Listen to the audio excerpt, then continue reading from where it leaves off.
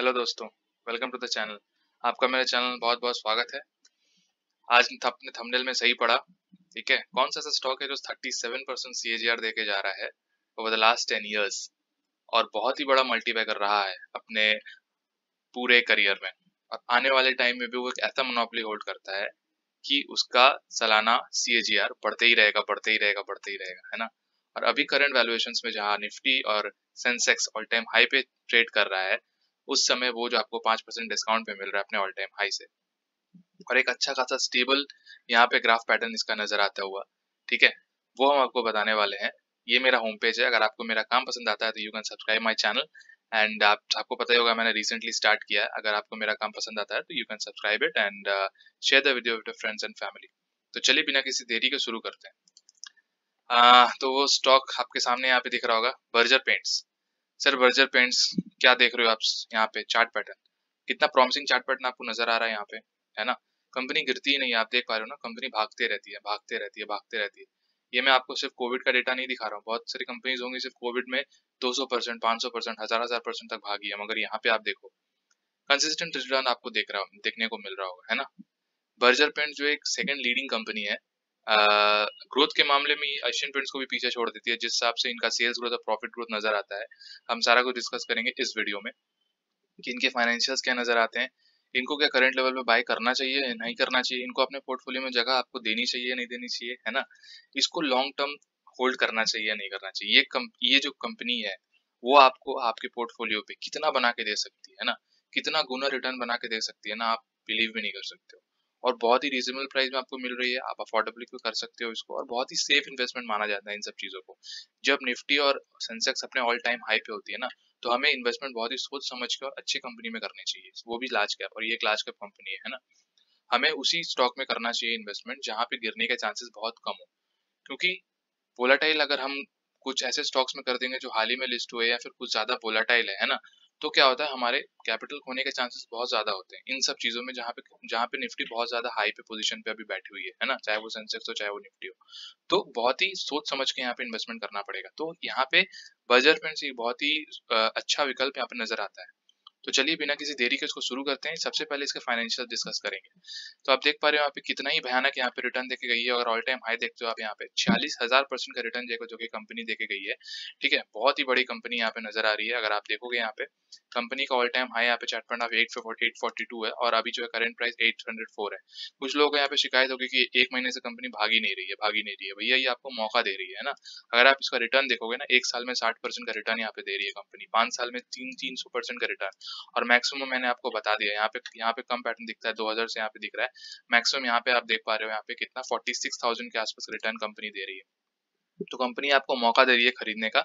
अगर आप इसमें चौका मार सकते हो तो बहुत बड़ी बात है, वरना दिक्कत हो जाएगी, है ना। कंपनी अगर मान लो, कंपनी अगर अपने ये वाला जो क्रूशियल लेवल है 800 का, इसको तोड़ के निकली ना, तो ये कंपनी आने वाले टाइम में 1000-1200 के आसपास भी मिलेगी आपको, सिर्फ 2-3 महीनों में। अगले महीने इसका रिजल्ट आने वाला, और इनके जो हमारे इनके जो चेयरमैन है वो कहते हैं कि बर्जर पेंट्स में हम हमेशा हमेशा मान के चलिए 20% से ऊपर का वो सेल्स ग्रोथ जो है वो कंसिडर करके चलते हैं। तो समझ लीजिए अगर 20% के ऊपर का सेल्स ग्रोथ वो कंसिडर करते हैं तो शेयर प्राइस किस हिसाब से कंपाउंड होगा। आप देख पा रहे हैं यहाँ पे करंट वैल्यू जो है वो इंट्रिंसिक वैल्यू से ज्यादा है। स्टॉक अच्छा रिटर्न देती है as compare to FD. Dividend return यहाँ पे उतना अच्छा नहीं है। गुड पॉइंट टू एंटर है, कोई भी रेड फ्लैग यहाँ पे नजर नहीं आ रहा है। पेंट्स मटेरियल में काम करती है कंपनी, आपको पता ही होगा, लार्ज कैप है। 78,000 करोड़ का मार्केट कैप है यहाँ पे। ये तो कम डेटा दिखा रहा है, अभी तो और ज्यादा हो गया है। यहाँ पे आप देखोगे स्टॉक कम ही वोलाटाइल यहाँ पे नजर आ रही है ना। यहाँ पे ज्यादा लोगों ने, एनालिस्ट ने कवर नहीं किया, तो यहाँ पे दिख नहीं रहा होगा आपको। बर्जर ब्रांड्स के बारे में अगर हम देखेंगे तो इनकी पी जो है 109 है, सबसे ज्यादा पी इसी को ट्रेड की जाती है, क्योंकि इसका जो ग्रोथ है ना वो काफी ज्यादा है। और ग्रोथ क्यों ज्यादा मैं आपको बता दूं, पेंट सेक्टर में सबसे बड़ा लीडर आपको पता होगा कौन है, एशियन पेंट्स, ठीक है। एशियन पेंट्स का कितना 55 to 60% का यहाँ पे मार्केट लीड, मतलब मार्केट पोजिशन है। अगर 100% का यहाँ पे, मतलब अगर घर पे मान लो कि अगर 100 लोग पेंट खरीदते हैं ना, तो उसमें 60 लोग जो है वो एशियन पेंट्स का खरीदते हैं। 50 to 60% जो है वो एशियन पेंट्स का माल खरीदते हैं। अब यहाँ पे जो बर्जर पेंट्स है ना, उनका रीच जो है 25 to 30% है ना, मतलब 22 to 25% ऐसे माना जाता है बर्जर पेंट्स का। अब ये रैपिडली जो ग्रोथ हो रहा है ना, वो किसका मार्केट शेयर छीन रही है, जो छोटे छोटे यहाँ पे कंपनीज है, जैसे इंडिगो हो गया, यहाँ पे नेरोलैक हो गया, ठीक है। तो इन सब कंपनीज का जो है मार्केट कैप ज्यादा कुछ छीन रही है और कंपनी जो है बहुत ही तेजी से यहाँ पे एक्सपेंशन कर रही है। मैं ये नहीं कह रहा एशियन पेंट्स खराब है ना, एशियन पेंट्स भी अपने आप में बहुत ही बड़ी कंपनी है, एक मोनोपोली होल्ड करती है कंपनी, मतलब इतना बड़ा मार्केट कैप, आप समझ लो कितनी बड़ी मार्केट कैपिटलाइजेशन है। मगर बर्जर पेंट जो होता है ना, वो एक सस्ता सुविस्ता टिकाऊ होता है, मतलब एक समझ लो आपकी as compare to Asian paint ये थोड़ा सस्ता पेंट माना जाता है, तो यहाँ पे लोग ज्यादा अट्रैक्ट होते हैं ना।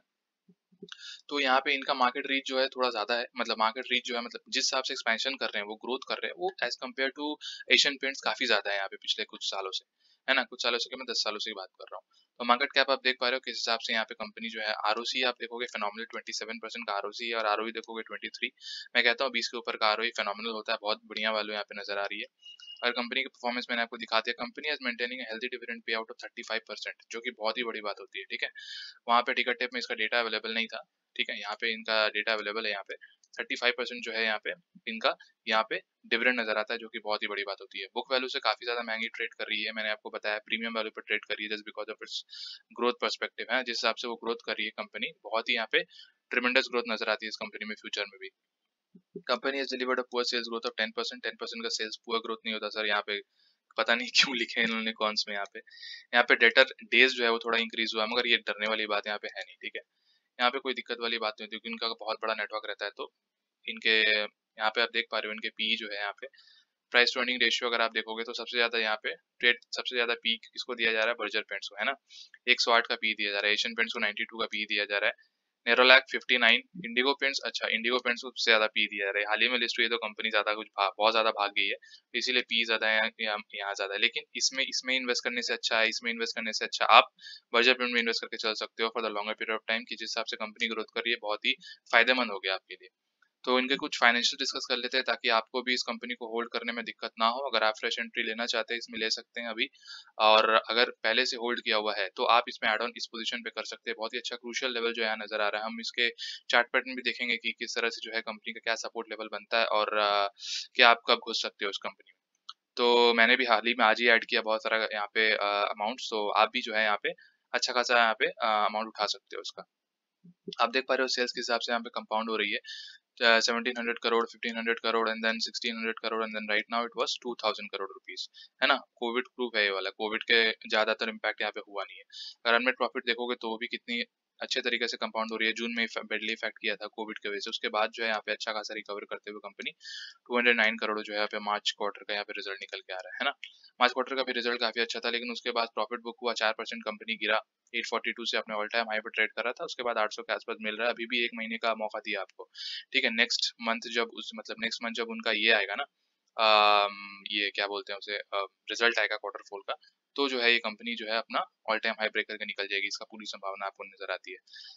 यहाँ पे देख पा रहे हो अर्निंग पर शेयर भी यहाँ पे बढ़ती जा रही है। अगर हम प्रॉफिट एंड लॉस स्टेटमेंट की बात करें तो किस हिसाब से इनका सेल्स जो है कंपाउंड हुई आप देखो, है ना, 5000 करोड़ से 6000 crore, 6800 crore, it was outstanding.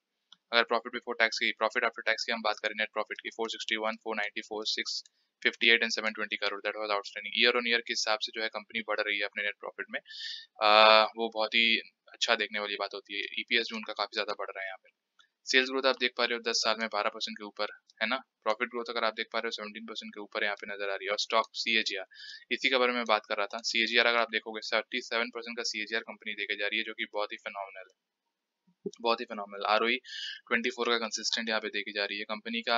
एक चीज और हम देख लेते हैं, शेयर होल्डिंग पैटर्न देख लेते हैं, ताकि समझ में आए कि कंपनी में अपने प्रमोटर्स को कितना ज्यादा भरोसा है। प्रमोटर्स देख रहे हैं आप 75% का स्टेक लेकर बैठे हुए हैं, ठीक है। कोई यहाँ पे दिक्कत नहीं आ रही प्रमोटर्स की वजह से। प्रमोटर्स अपना स्टेक जो है पूरा होल्ड करके बैठे हुए हैं। एफआईएस अपना स्टेक बढ़ाए जा रहे हैं, आप देख रहे हो यहाँ पे 5% से यहाँ पे 11.5% का यहाँ पे कर दिया है ना। डीआईएस का स्टेक 4% के आसपास है। पब्लिक का जो है यहाँ पे स्टेक जो है वो 9.75% के आसपास, 10% के आसपास यहाँ पे नजर आता है। तो यहाँ पे समझ में आ गया आपको कि मैं क्या बात कर रहा हूँ, है ना, कि बर्जर पेंट जो है किस हिसाब से आपको इन्वेस्टमेंट करके चलना चाहिए इस कंपनी में, कि ये जो है लॉन्ग टर्म का एक बहुत ही डार्क हॉर्स साबित होने वाला है। मतलब बहुत ही अच्छा इन्वेस्टमेंट आपके लिए हो सकता है। 37% का सीएजीआर आप समझ रहे हो ना। तो कंपनी जो है इस हिसाब का सीएजीआर अगर देके जाती है, तो आपका पैसा सिर्फ 2 साल में डबल होंगे। आप समझ रहे हो, 2 से 2.5 साल में डबल हो जाएंगे। इस तरह का अगर सीएजीआर आप देके चलते हो यहाँ पे कंपनी में। उतना अगर नहीं भी देती है कंपनी, अगर 25% का भी सीएजीआर देती है तो भी फेनोमेनल है। आप बताओ ना कौन सा स्टॉक में सेफ फ्री हमको इतना अच्छा रिटर्न मिल पाता है ना। तो ये सब स्टॉक आप आराम से अपने पोर्टफोलियो में ऐड करके चल सकते हो। एसआईपी के माध्यम से आप आराम से हर डिप में इसको बाई करो। कंपनी अगर 600 में भी गिर जाती है ना, तो भी आप बाई करके चलो, बहुत ही अच्छी कंपनी है। जैसे मैंने कहा आपको चार्ट पैटर्न आप देख पा रहे हो 6 महीने का मेरे सामने 800 यहाँ पे बहुत ही अच्छा क्रूशियल लेवल नजर आता है। बीच में कंपनी जो है थोड़ी नीचे भी गई थी, 785-84 के आसपास भी गई थी, ठीक है, लेकिन वो 10-15 रुपए का यहाँ पे गैप है, ज्यादा गैप है नहीं। तो आप स्टॉक मार्केट में 10-15 रुपए के लिए उतना ज्यादा यहाँ पे सोचा नहीं जाता, ठीक है। यहाँ पे काफी अच्छा सपोर्ट यहाँ पे देखने को मिल रहा है। कंपनी जो है यहाँ पे अच्छा खासा सस्टेन की है 6 महीने से, तो यहाँ पे जो है अच्छा खासा यहाँ पे ब्रेकआउट देने का पूरा पोजीशन यहाँ पे बनाई हुई है कंपनी, तो आप आराम से इसमें इन्वेस्ट कर सकते हो। और एक बहुत ही अच्छी कंपनी जिसका मैंने आपसे डिस्कशन किया, उसके फाइनेंशियल्स के बारे में बताया, उनके यहाँ पे कंपनी का ग्रोथ बताया, किस हिसाब से ग्रोथ हुआ है कंपनी के फ्यूचर में, पास्ट में, है ना। तो कंपनी किस हिसाब से परफॉर्म करती है, कर सकती है फ्यूचर में, उनका मार्केट लीड क्या है, उनका क्या मोट है, सारा कुछ डिस्कस कर लिया है यहाँ पे। तो अगर आपको मेरा काम पसंद आता है sir, you can subscribe my channel and share the video with your friends and family. Thank you.